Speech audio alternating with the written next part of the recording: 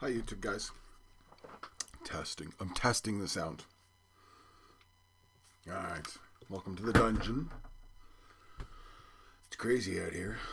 Cold. Crazy cold. As USA Today would say. I think stupid cold was their phrase actually. Wasn't it? Anyway. I'm about to go. Intro by the way was Bronrar, the little acoustic bit, me on guitar. My way of getting around various copyright laws, although I'm not sure I ever actually do. Okay, in 3. I say what ho, this is Brian in my nightshirt and morning gown gardener coming to you from Ice Station Zeppelin, i.e. the Ramble on Towers Dungeon Studio in, as USA Today called it, stupid cold Hespeler, Ontario. And you are listening to Ramble on Radio episode number 83. Ramble on Radio is the only dedicated Led Zeppelin podcast on this or any other known internets. Be sure to go to rambleonradio.com for all your Led Zeppelin news, any links I might mention during the show. You can subscribe to Ramble on Radio through iTunes. And if you're in iTunes, for any reason whatsoever, pop over to Ramble on Radio, leave a review. Listen on Spreaker, Spreaker. Be sure to follow me, Ramble on Radio on Spreaker. And check out Ramble on Radio on YouTube, where you will see the video evidence. You will get to view the dungeon. One day maybe I'll take you back and show you the submarine popping through, but it's not out yet. It's not popped through quite yet. Another week or two. Follow Ramble on Radio on Facebook, Google+, and at Ramble on Blog on Twitter. And yes, it is. We're back in the stupid cold territory. It is just that time of year. It's what we call January in these parts. Minus 15 to minus 20. With snow. You know, it's not supposed to snow when it's this cold, but it's kind of been a crappy week for that too. Just enough to make driving rough. But that's the life in the cold world. You heard the intro. Coming out of the intro, you heard Bronrar, yours truly, on guitar. Just my little ode to physical graffiti, which they announced officially today. We heard word yesterday, announced officially today, February 24th, 40th anniversary of the original release. February 24th will be the release of the new remastered version of Physical Graffiti. February 23rd, if you're in Europe, basically that's a Monday, Tuesday. Europe does Monday. We do Tuesday over here in the Americas. And the Tuesday happens to be 40th anniversary. So in Europe, it's, well, almost the 40th anniversary. And as usual, it comes with the, it's going to be a 2 CD set, 2 LP set, and then the deluxe edition, which will be 3 LPs or 3, only 1 disc of bonus material. And then the box set will be 6 discs of 3 LPs, 3 CDs, a FLAC download, plus the 90-page book. And it's, you know, if you're in Europe, it's dropping at $200, 133 pounds, I think the UK one is. Closer to 160 currently, which is getting into the out of the range. For me, it's out of the range. It's, you know, I got 4 and 3, and I liked Houses of the... I wasn't going to get 1 and 2, just because 1 I was iffy on, 2 I wasn't nuts on in the first place. The bonus material didn't do much for me. It's not my favorite album anyway. And then 1, I got the CDs, and I really liked the bonus material. I actually got the LP, you know, so I have that material in CD and LP, so I wasn't going to buy the box. In part because I'm not a big fan of Houses of the Holy or Coda either. So I kind of thought, well, I won't bother with those boxes. But I liked Houses of the Holy enough. The bonus material specifically, I like the remastering, and I like the bonus material enough that I was thinking, well, maybe I'll get that, and if I do, then it's probably worthwhile going back to get 2 and 1, because I'd want Physical Graffiti presents in the outdoor, and then I'll deal with Coda when Coda comes. But you know, at that point, you're going, well, I want the set, right? If you like enough of them, then you'd spend the extra money on the 1 or 2 and get the set. But I'm going to the store and it's $150. And Amazon.ca sent me an email today, you know, get House of the Holy box set, $300. I don't know what's going on. You know, in 150s outside of the range I would spend. I believe my wife spent that on 4 for Christmas, and I didn't mention this last week. Yes, I had been talking about it before Christmas. Yes, I got the box set to 4 for Christmas. So I got 4 and 3, and let me show you this. If I got them on my old guitar stand down there. And the reason they're there is because that's what we're talking about tonight, by the way, is the box sets. There we go. So if you're on YouTube, you just got a glimpse of a really close shot of my shirt and your background where I actually have the box sets, and we'll deal with those a little bit later, more so. But you know, Physical Graffiti being a bigger one, and it's going to be more expensive now. It's kind of out of the price range too. It's not likely, you know, if it comes into the $100 range, I might get it. But I'm really rethinking my thought that I would get all these. Now I might, if I find Houses of the Holy for $100 ish, you know, 110 or 115. But I certainly wouldn't go over 125, I don't think. And then the same in Physical Graffiti, as much as I want, it looks like it's going to be even a little bit pricier. So, no, you know, but I don't know, I have to keep a close eye on that one. Certainly Presence and Into the Outdoor I want to get. So, I almost guaranteed wind up with 4. Will I wind up with 5, 6? If I wind up with 6, then it's worth backtracking to get the other 3, right? I guess it's been my point. But, so I guess it's a warning for the guys in Zeppelin. Be careful what you price this. Be careful what the end price is. Because you may find I'm not the only person who decides that, oh, well, maybe not after all. Maybe I won't bother getting all of them. Maybe I won't backtrack, or maybe I won't, you know, there's a lot of people think Physical Graffiti is the last kind of really good Zeppelin album, the last great Zeppelin album. There's even some who think it's the last good Zeppelin album. A lot of people don't think Presence or Into the Outdoor or Coda or much. But if you were thinking, I'll get all the box sets, and then you're looking at Physical Graffiti being, oh, it's that much money? Then now you're going, well, I won't bother with the ones I don't particularly like, Presence, Into the Outdoor. So I think they have to be careful on that. Far be it for them to take marketing advice from me, though. I mean, you know, they have far more money. They're far better at this stuff than I am. So I'm just spitballing on that. But anyway, Physical Graffiti, February 24th.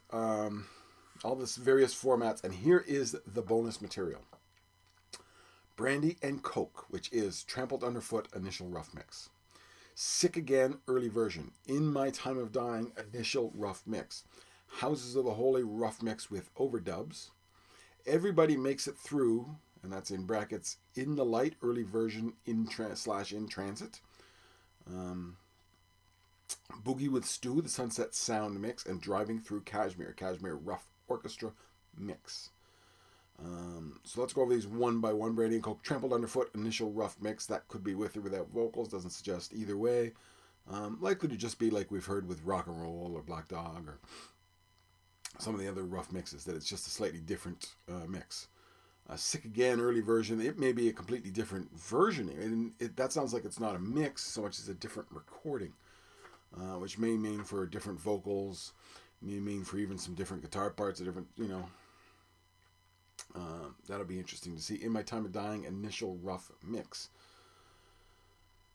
One hopes that there's, you know, they did that live off the floor as a 4-piece, or as a 3-piece musically. I think the vocals went in after. So, not a lot you can play with on that, unless they have other versions, but that, you would think they would call it a different version, not a different mix. So I'm not enthusiastic on that, unless something interesting turns up in that. Same with House of the Holy Rough Mix with overdubs. We'll see what that is. In the Light Early Version / In Transit, which is titled actually Everybody Makes It Through, there is some early In the Light stuff in some of the bootlegs, and that's interesting. That's some of that very good, actually. It'll be interesting to see what that really is. Boogie with Stu, Sunset Sun Mix. Now, Boogie with Stu is recorded in the 4th album, the recording of the 4th album, when Ian Stewart, the road manager for the Stones, they're originally their keyboard player, piano player, he was kind of they used the Rolling Stone truck and he was kind of the keeper of the truck, so he popped in to see how things were going. And hold on a sec. And so this was the mix that went to LA, would have gone on the fourth album had they put it there. Much like the Stairway to Heaven mix was the Sunset Sound mix, as you recall. And then Driving Through Kashmir is the orchestra mix. Originally, Kashmir was called Driving Through Kashmir and had the orchestra in it. It'll be interesting to see what this is. That's, there are some bootlegs on that and sort of stuff. But we'll see what that is. But that's it. That's coming on February 24th. Save your pennies, kids. It's coming, and as I told you before, my plan was I've been hearing that for a year. I've been talking about that for a year. That it just made too much sense. The rumor was out there, and it made too much sense not to put it on the 40th anniversary. And as a standalone, because it's a bigger album anyway. And then, my plan was next month will be Physical Graffiti Month. We'll talk about the songs specifically on the first album. Literally album disc, vinyl disc. The songs, the 7 songs I think, pop on the first. And then the 8 songs that make up the second disc, the second week. And then the third week we will talk about the album as a total, in its totality.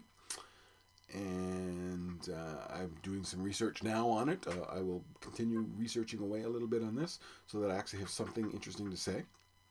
And then we'll talk about the remasters. We'll talk about the bonus material plus how the remasters actually sound on the probably on the 26th of February. I guess that'll be. All right. So last week I talked about what's coming up on the 15th or in 2015. We look back at 2014, and one thing I forgot to mention was tours. Robert Plant toured last year, and we talked a lot about that, and Jason Bonham had various shows, and we talked a bit about some of those, and so on. And I never, 2015, we didn't have any information on anything happening in 2015, other than to say Jimmy Page says he's going to do something, look for an album, look for a tour. I would not expect a tour out of Jimmy this year. Maybe an album happens, maybe. More likely, in reality, 2016 is when anything happens. 2015 will be when it gets created. I guess is the word, right? It'll get made in 2015 maybe, but will you see an album by Christmas? I'm going to suggest not. I'm going to suggest if he's not started recording yet and hasn't his band together, then the likelihood that happens before the 2016 spring of 2016 is very, very low.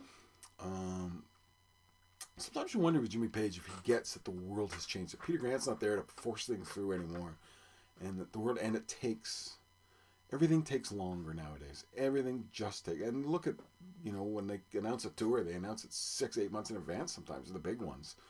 That's got a lot to do with ripping you off, basically holding your money in the bank for 10 months and collecting interest. But nonetheless, I think Jimmy doesn't get that that's how it works nowadays.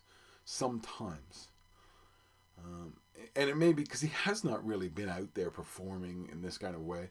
And it may be that he gets it. I mean, I'm sure he gets it intellectually. But when it starts to happen, you wonder if he's going to get frustrated. Look, I want this to happen. I want that record out. Yeah, well, this has got to happen. That's got to happen. The other thing's got to happen. Things just, you don't just kind of get together, record some songs, and within a month or 3 they're out. It doesn't happen that way anymore. So I wouldn't expect anything from Jimmy in 15. The hope, I think, is that he creates something in 15 for us to see in 16. Could be wrong, could be being pessimistic, but anyway. So now John Paul Jones is supposed to be done, if I recall properly, his opera is supposed to be done in 2015. He has said that before, that it was due out for sometime in 2015, I think. Matter of fact, I kind of thought it was supposed to be down in the 14. So maybe John Paul Jones, the opera gets done, and he starts popping up later in the year with something, them crooked vultures, album 2, Mach 2. You don't know what's going to happen with him because you don't know what's happening with the opera. I should fire it off an email to his management and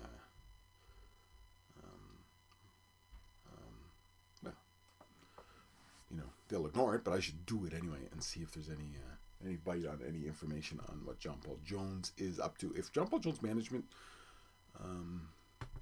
monitors this podcast, by the way, John Paul Jones yourself, although I know in his creation mode he turns off the internet.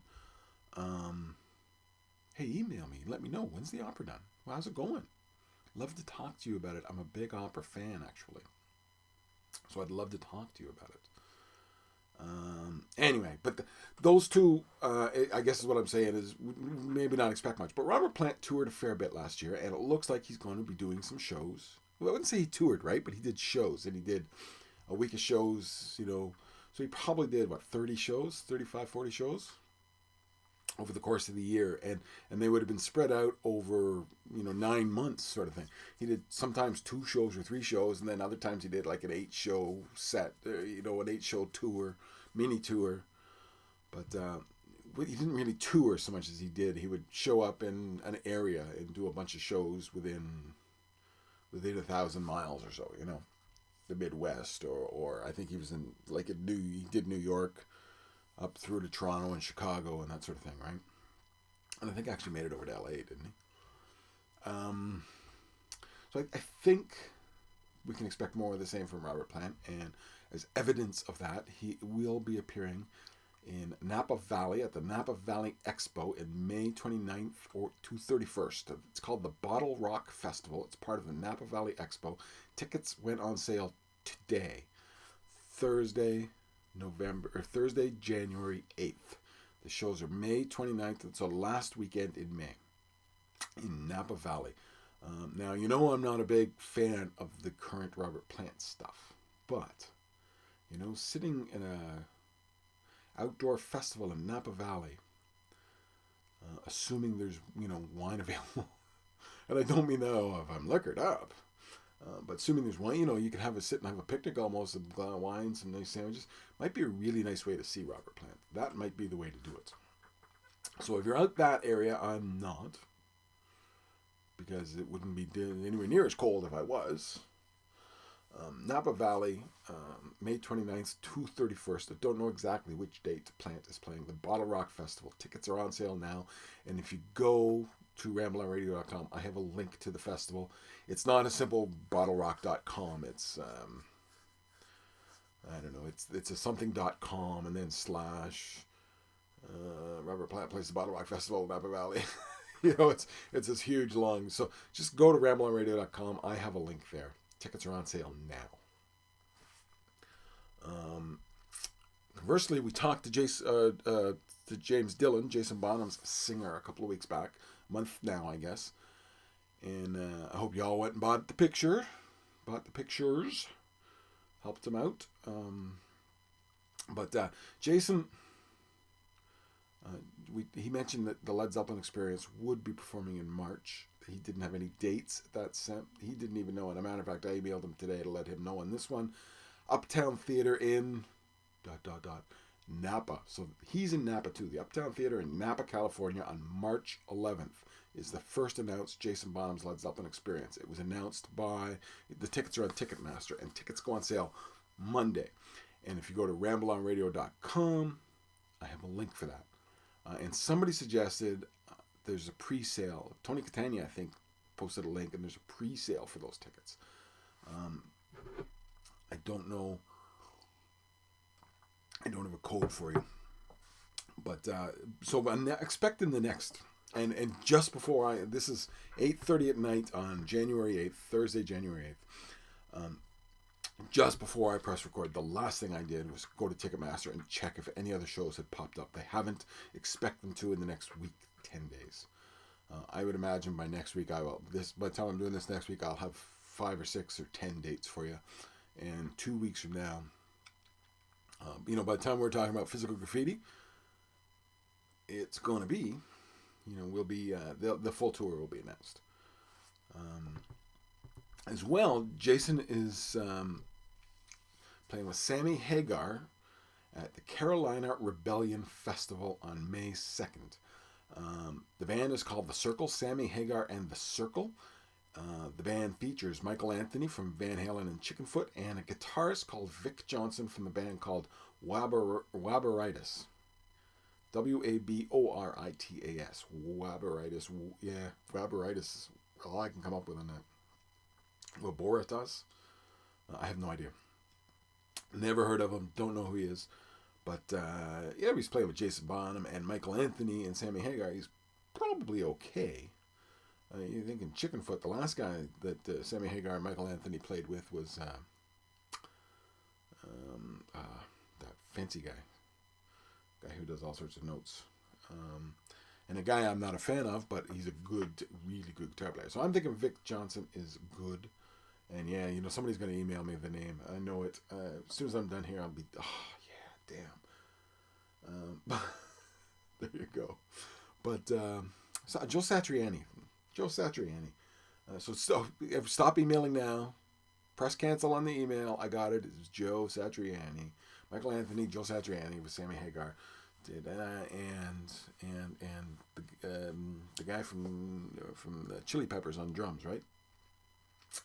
In Chickenfoot. So you got to think, Vic Johnson is probably a pretty good guitar player, even if I've never heard of him or the band he comes from.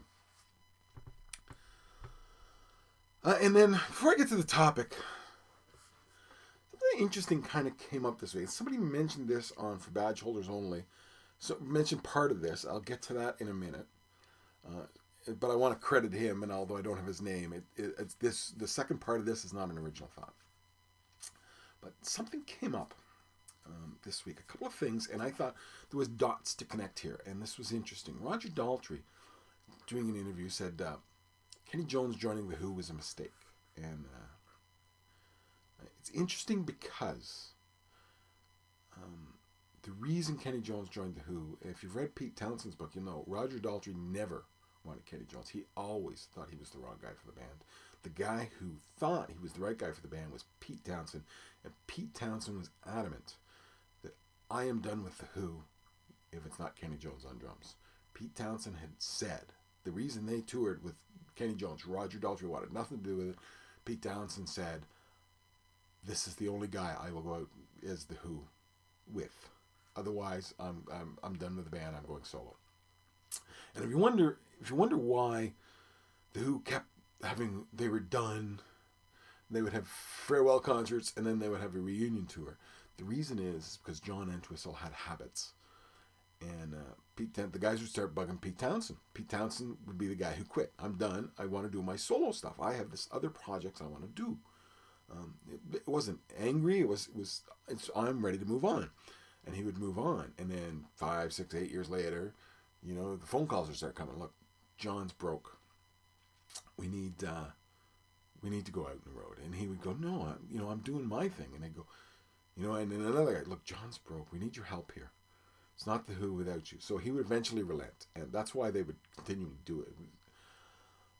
But I say that, I just point that out because I think that's interesting. That after the death of Moon, Pete Townshend was the only guy who wanted Kenny Jones, but they went with it because he was the only guy who was also willing to walk away from it.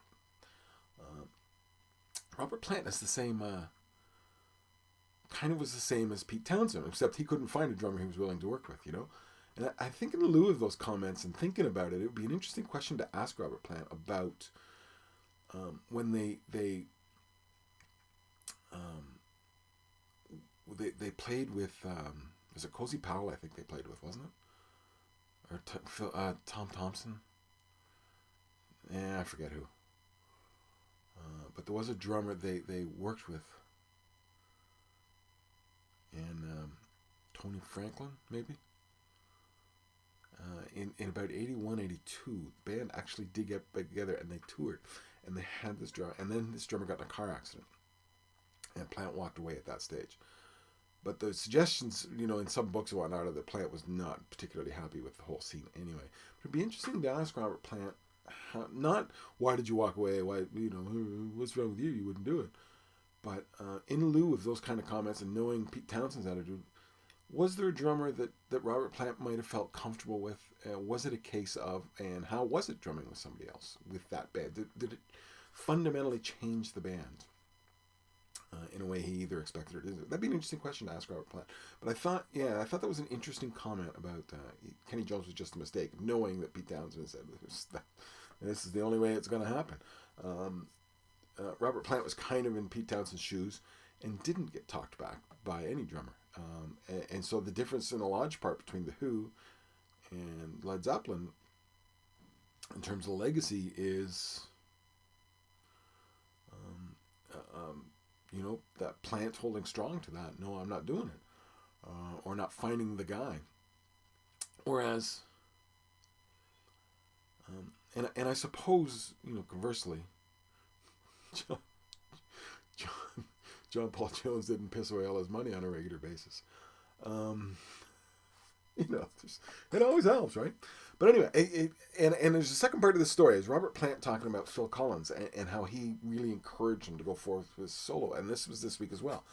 And of course, he played on Robert Plant's first album and first solo album, and he encouraged him. What if Phil Collins had said, "Let's do Led Zeppelin, I'll do it with you"? And Robert went back to Led Zeppelin and said, "I'll do it, but it's got to be Phil." The way Pete Townsend did. What's that like? And it's an interesting question because in his book, in the Jimmy Page book, the picture from Nebworth, and this is the part somebody pointed out on For Badge Holders Only this week. Jimmy Page has a picture from Nebworth, and he just says, we played with an alternate drummer or a different drummer, a new drummer, without mentioning Phil Collins by name. So it leads to speculation that Page's opinion of Phil Collins is not quite on par with Robert Plant's, much like Daltrey's of Kenny Jones is not on par with Pete Townsend. So it's an interesting theoretical. What if Plant had said, if Phil Collins does it, I'll do it. And would Jimmy have done it? Would the other guys have done it?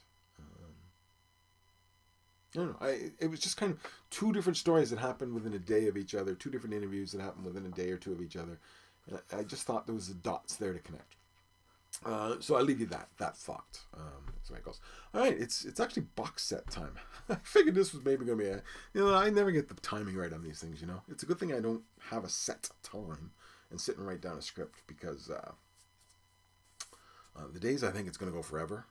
I wrapped up in 25 minutes. The days I think, this isn't going to take so long.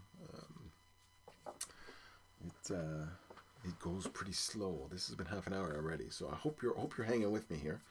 Hope you're doing okay. I want to talk the box sets. We got 2. I'm gonna go over. Let me go over here. We got 2, right? 4, which I got for Christmas. Yay, Christmas! Led Zeppelin Under the Christmas Tree is my favorite. Work, not my favorite. Christmas, not even my favorite. Led Zeppelin on vinyl Under the Christmas Tree. And like last year, I actually got the Stones live at Hyde Park on vinyl, and that was a great one too. And that was fun. And it's just nice that nowadays with new vinyl and stuff, every year now, there's a record under the Christmas. There's nothing better. That's it's almost like getting a fire truck under the Christmas. It just makes me feel like a kid again. And of course 3. I got 3 as well. And this I got at my birthday in July. So will Physical Graffiti be for Valentine's Day? We'll see, but maybe not. I'm not so sure that I'm going to actually put up for that one, just because of the pricing issues and stuff. And Valentine's Day is a lesser. I really don't expect somebody to spend $160, $170 on Valentine's Day. So I wanted to go in, what's in them and how are they? Are they worth the kind of 100 and change? And I don't know about you, I'm keeping this part. That comes around the outside. So when you get it, it's in cellophane. And it's wrapped this sort of way. So that's wrapped around like that. And that's how that looks. So I'm kind of keeping these. And there's the sticker from the cellophane. I kind of put that on there. So, don't know why I'm keeping that. Oh, you can see, I actually have the album on the turntable upstairs. So that's the bonus material LP, and it is not a gatefold. show you that. It's not a gatefold. The back just looks like that. Very plain. That's the front. If you're on YouTube, this is interesting. If you're not on YouTube, it's probably like, why is he talking about this as if I can see it? But anyway, so there's the LP itself. Gatefold with the inner sleeves. Now, the inner sleeve's a little different. It's kind of a grayish. The one I got is white with black, on my... and of course it was more papery, not as cardboardy. Maybe some original ones were this. Maybe in Britain they were this. I don't know. What I got is definitely not that. That's a good solid cardboard paper. A little hard to read the words "To Stairway to Heaven," which is of course on it. And of course there is the numbered print. That's frameable or whatever. And you can see I am right there.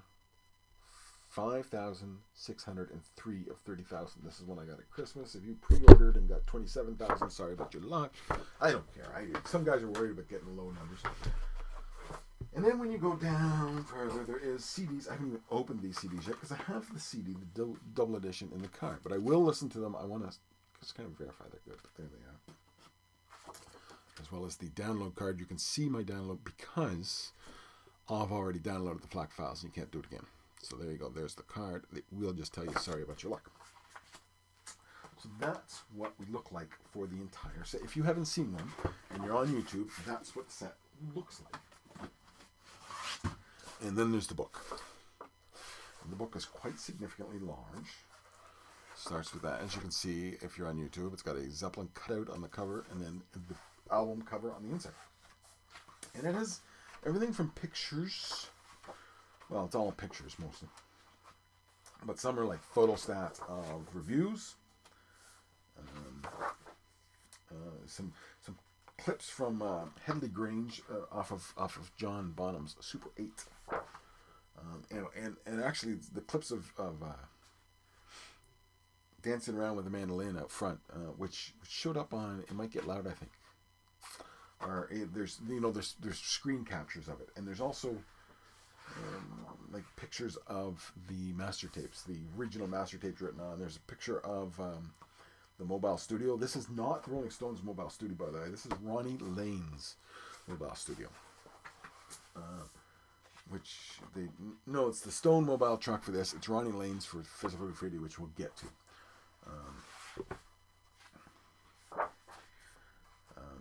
I'm not going to show all this stuff to the screen because... most people don't watch it on the thing. Most people listen, so it's kind of boring, right? But it does have... Okay, and then I cheated and I'm going to do this. You see the promo pictures? There's promo pictures. Those have been seen before. So some stuff's been seen before. There's photostats of reviews. One by Chris Welch in Melody Maker. One from Len Goddard in Record Mirror. Lots of pictures. There's pictures and reviews of them going to Ireland. And this one's 4 was released, right? Check out this picture if you're on. Check out this picture of John Paul Jones. Have you ever seen John Paul Jones look quite like that? I mean, he looks like his hair's down Jimmy Page length. He's got the beard and he's all sweaty and he's just a mess. He looks like, not like the kind of gentleman he usually is. But very scruffy fellow at that stage. More reviews, more pictures of Jimmy in bad pants, etc., etc. But the book basically gives you 1970, goes through 1971. Lots of 72 as well. Reviews of the thing, pictures of various singles, 45s that were never actually officially released, right? Including the famous Stairway to Heaven sampler, which is, I knew 30 years ago, this is almost impossible to find. It has always been almost impossible to find. It's a 2-sided Stairway to Heaven that they sent out to radio stations. But it has a bunch of singles from around the world. Different, rock and roll, Black Dog, that sort of thing. I got a few of those. I do have rock and roll somewhere.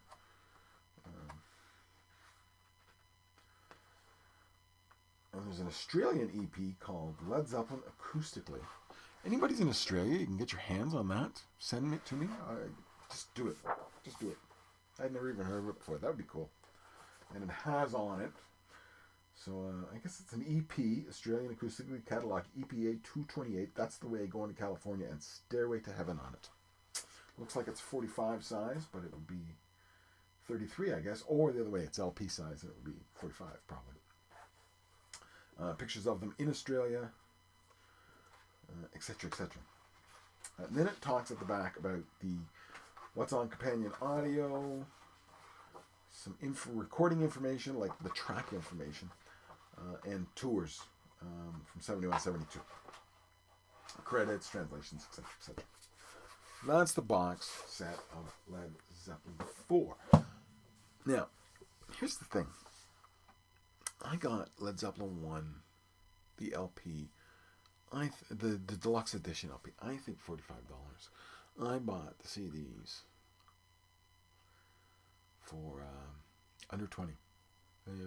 Whenever they're released, they tend to be about, it's $14.99 and $12.99 if you don't want the deluxe.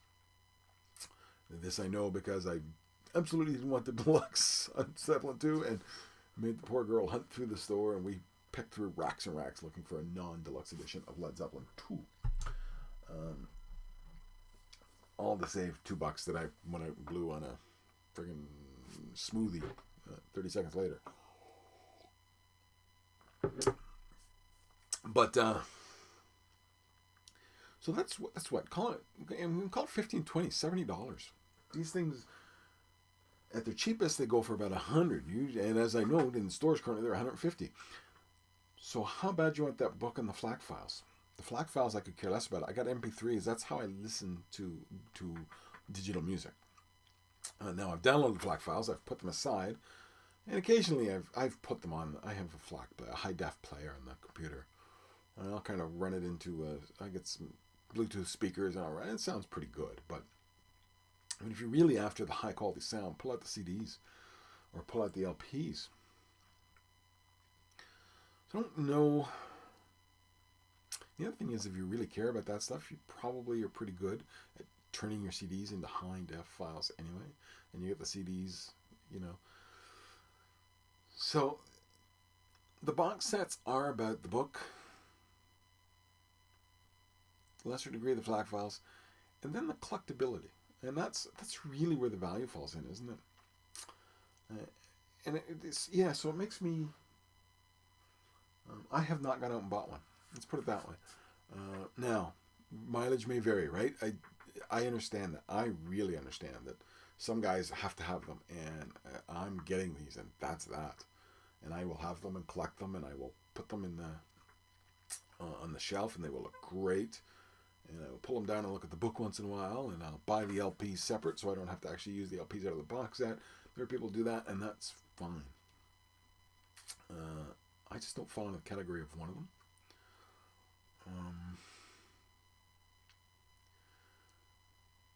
Because I just think it's just too much for me. It's the $150 range is too much to buy for some music that I already have on 8-track, in terms of Led Zeppelin 3 and 4 on cassette.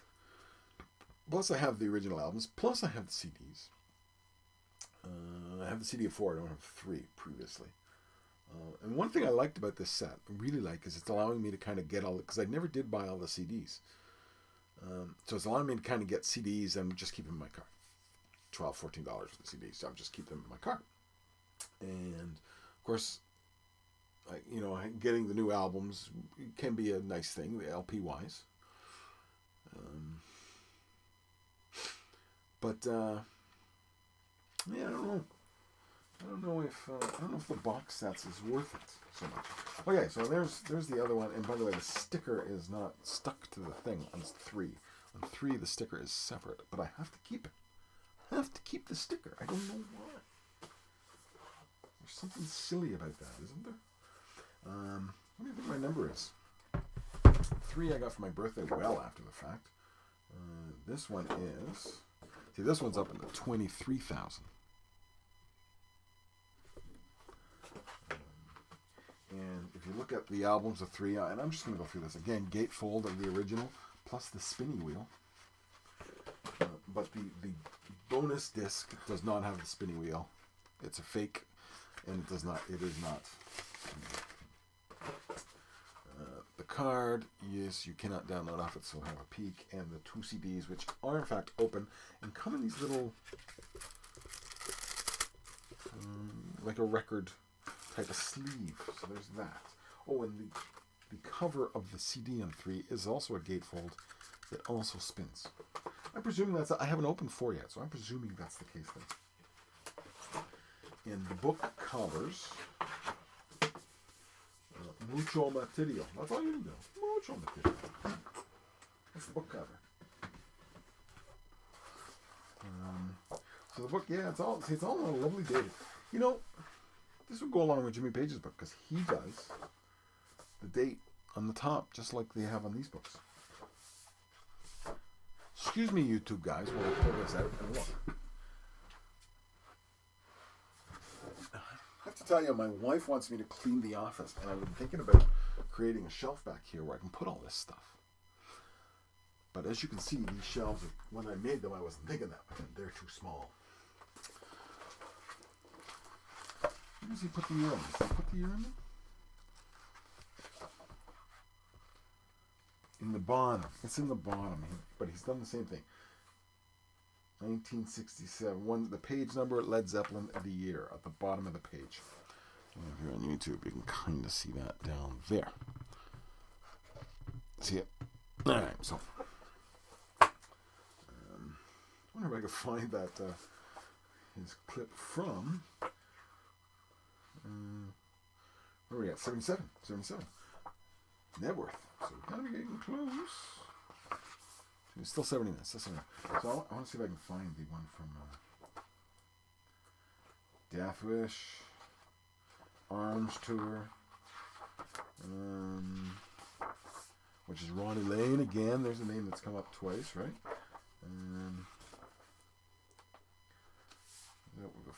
When was...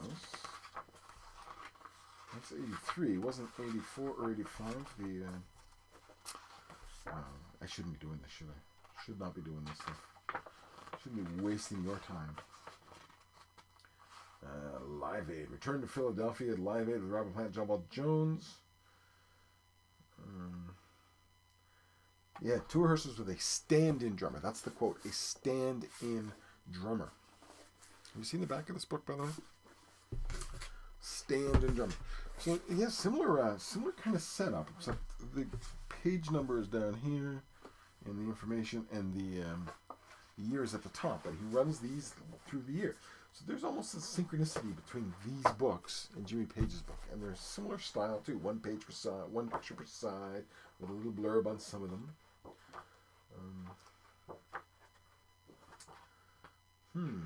Something I'm going to have to study more to figure out. But, yeah, so this goes through 1970 and includes, look at the back. It is a 79-pager, includes Touring 1970. Touring 1970. So all the shows from 1970 are on it. In theory, although they've been known to get this stuff wrong, haven't they? So anyway, so the discussion, and I guess I'm trying to get around that. The discussion is, are they worth the money?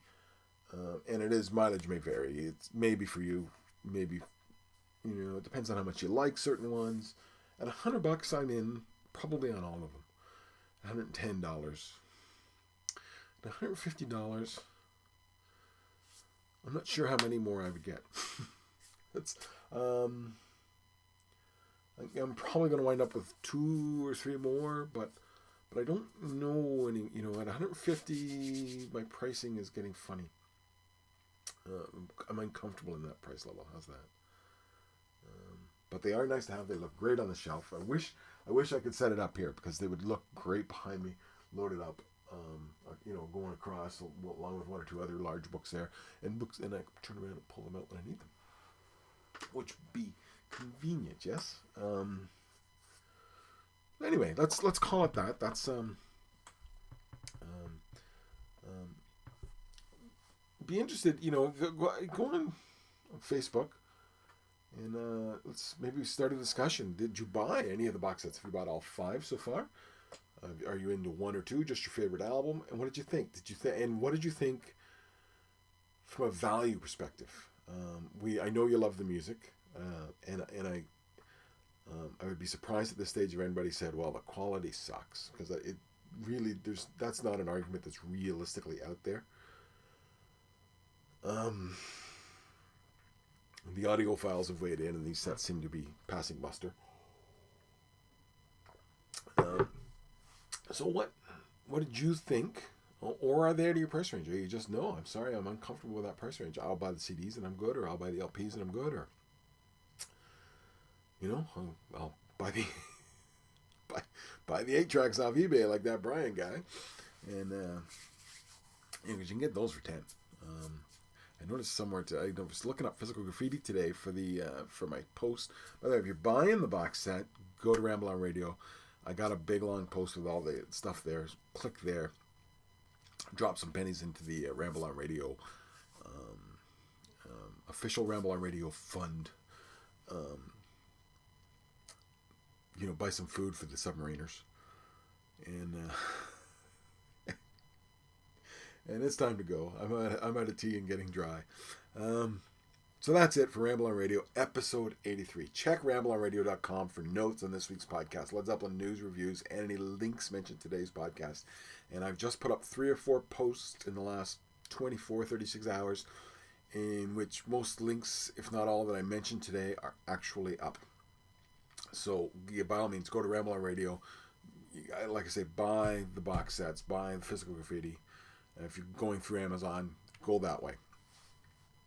It doesn't cost you anything, and drops a few pennies our way. Follow Ramble on Radio on Facebook, Google+, and at Ramble on Blog on Twitter. You can subscribe to Ramble on Radio through iTunes. If you go to iTunes, leave a review, please. It helps with how they see us. Listen on Spreaker, and be sure to follow Ramble on Radio on Spreaker. It helps. It helps with visibility. And check it out at Ramble on Radio on YouTube. If you go to YouTube, do me a favor, let the ad run. The ad's only 30 seconds, 45 seconds. Let it run. And thanks for listening to Ramble on Radio, episode 83. Keep it coolin', babies. See ya, YouTube. Bye-bye.